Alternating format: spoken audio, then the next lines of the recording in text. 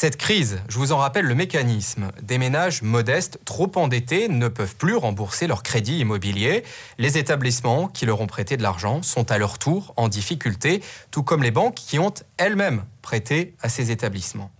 À part une banque britannique très sérieusement secouée, l'Europe est relativement épargnée. C'est notamment parce que la Banque centrale européenne a joué son rôle de régulateur. À quoi sert la BCE? Qu'a-t-elle fait précisément contre les conséquences de la crise immobilière? Explication.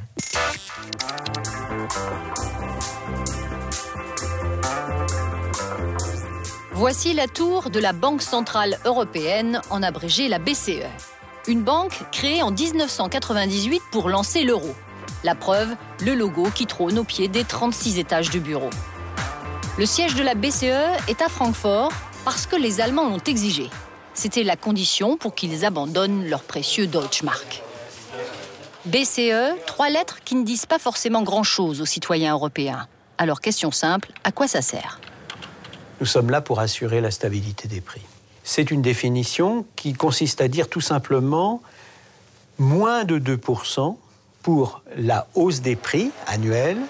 Pas plus de 2% d'inflation par an, c'est ça le rôle de la BCE, et c'est le rôle que lui a confié le traité de Maastricht.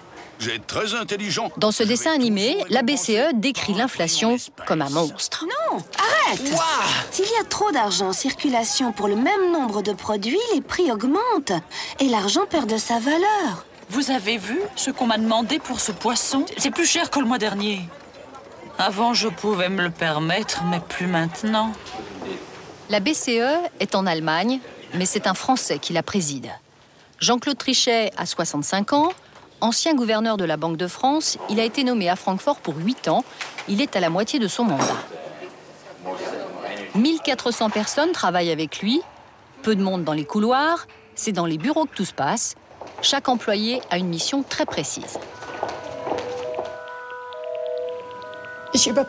J'examine de faux euros.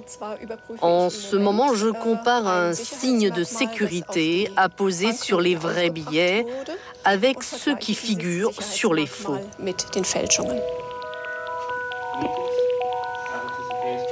Je suis le directeur d'un groupe de travail qui s'occupe de l'émission des billets de banque. Et là, on est réunis pour discuter de choses importantes.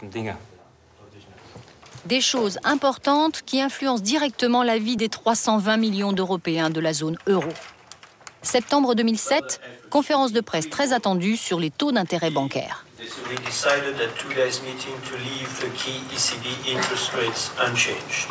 Un taux d'intérêt à 4% en Europe, l'outil de la BCE pour empêcher une inflation galopante. Si vous prenez un crédit pour acheter une voiture ou un nouveau réfrigérateur, par exemple, vous paierez des intérêts, le taux d'intérêt et le prix de l'argent. Il y a moins de chances que les gens empruntent de l'argent lorsqu'il est trop cher. Exactement. C'est pourquoi notre mission est de fixer le niveau des taux d'intérêt. On considère dans le monde entier que quand on assure la stabilité des prix, on permet la croissance durable et la création d'emplois durables.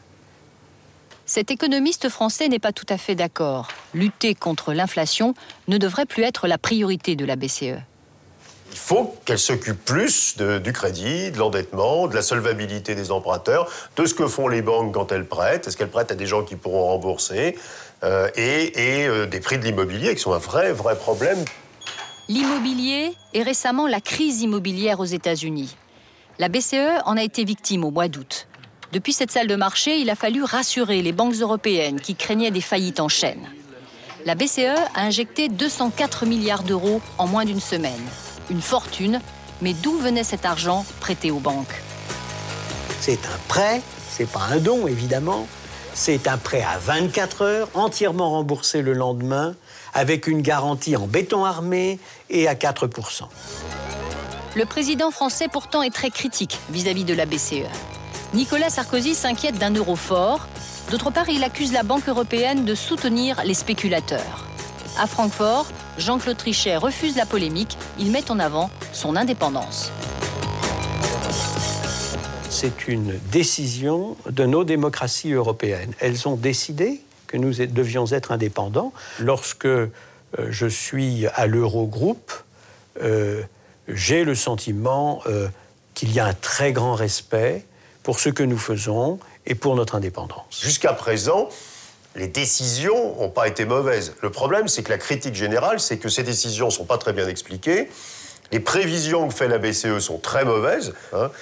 Et il n'y a aucune sanction. C'est-à-dire qu'imaginons qu'elle se mette à faire plein de bêtises, il ne se passerait rien. Donc c'est l'indépendance sans rien en contrepartie qui choque. Ce n'est pas vraiment l'indépendance en tant que telle.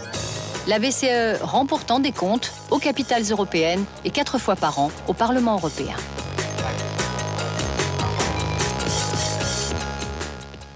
Et comme dit dans ce reportage, la BCE a maintenu ces dernières semaines son taux directeur à 4%.